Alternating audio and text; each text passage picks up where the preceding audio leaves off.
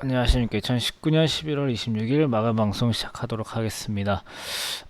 우리나라가 좀 장 막판에 하락으로 했지만 아시아 증시가 미중 무역 협상에 대한 낙관론으로 전반적으로 상승하는 모습을 보여줬습니다. 특히 시장에서는 중국이 한발 양보를 했다 이렇게 평가를 내리고 있으나 본격적인 호재는 사실 미국의 양보에서 나올 것이라는 건 모두가 알고 계시죠. 그리고 이제 중국이 사실 양보를 한 게 아니고 홍콩 리스크 때문에 그 중국 내 분열이 날 수 있기 때문에 그 부분을 좀 잠재우기 위해서 어쩔 수 없이 미국의 요구를 들어준 게 더 설득력이 있는 주장으로 볼 수 있으며 사실상 미국이 지금 최근의 협상권에서 조금 더 우위에 있다 이렇게 보시는 게 맞습니다. 근데 하지만 이게 나쁜 게 아니고 이것이 나쁜 것이 아니고 위안화가 적정선에서 다시 하락으로 진행되고 있기 때문에 시장에서는 긍정적으로 보는 것이 맞고, 트럼프 대통령도 2020년 11월 대선에서 재선을 하기 위해서는 좀 뭔가 성과가 있어야겠죠. 자신의 정규 임기 내에서 중국과의 협상에서 큰 성과를 내려면 좀 일부 양보하는 모습이 나와야 하기 때문에 미국이 중국에 대한 관세를 과감하게 양보를 해줄 경우 시장은 큰 환호로 보답하기 딱 좋게 준비는 되어 있는 상황입니다. 대신에 그 말은 무엇이냐? 미국이 또 다시 강경하게 나오면은 시장은 언제든지 하락 전환할 수 있다라는 거 보시면 되겠습니다. 그리고 이제 밑에는 제 맨날 미중무역 분쟁 얘기만 들어서 재미가 없을까봐 오늘은 다른 투자처도 가지고 왔는데, 지난번에 제가 금 조금씩 매수해도 된다라고 말씀드렸죠. 그 관점은 여전히 유효하고, 또 더불어서 오늘은 중국 증시인데 일본이나 미국은 계속 역대 최고가를 일본까지 갖다 붙이기는 좀 그렇지만 이렇게 그럼 미국으로 좀 정리를 할게요. 미국은 역대 최고가를 향해 달려가고 있지만은 아시아에 좀 그렇지 못한 나라들이 있죠. 대표적으로 우리나라랑 중국인데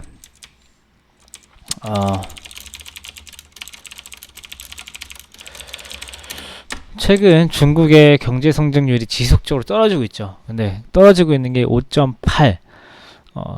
근데 우리나라는 경제 성장률이 지금 내년 전망이 1.8, 2.0 이거밖에 안 됩니다.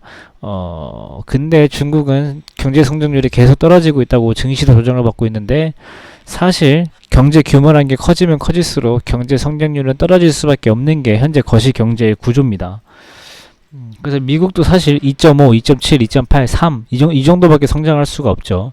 근데 우리나라는 경제 규모가 더 작은데 2%니까 우리나라가 저성장이지 다른 나라가 고성장은 아닙니다. 다른 나라가 정상적으로 성장을 하고 있고 우리나라가 저성장이다라고 보시면 될 것 같습니다. 그래서 사실 우리나라에서는 개별주로 좀 가지고 노시는 게 맞고, 지수 인덱스를 사신다 하실 때는 미국이나 중국 쪽으로 한번 보셔도 되겠다.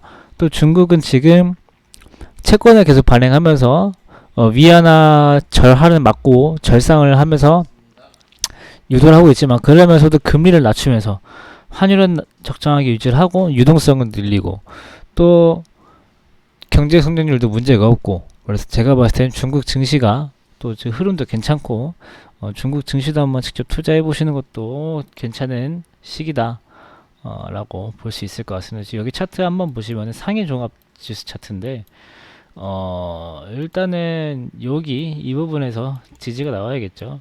이 부분에 지지가 잘 나오고 그 다음에 여기서 상승할 경우에 곧 저항이 지금보다 한 3% 위쪽에서 저항이 있는데, 제가 봤을 때 이쪽보다는 아마 2020년에는 중국도 한 3,300 정도는 전고점 부근까지는 문제가 없지 않을까.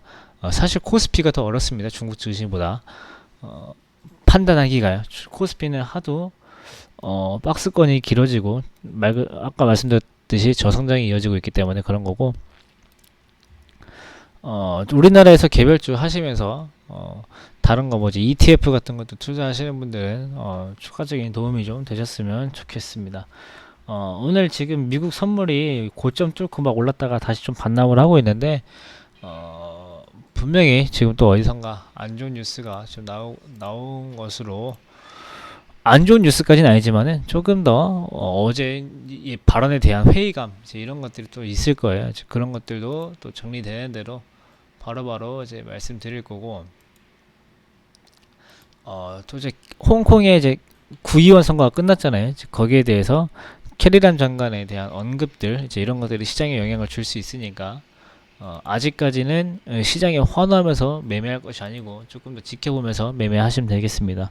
오늘 방송 여기서 마무리 짓고 저는 내일 뵙도록 하겠습니다.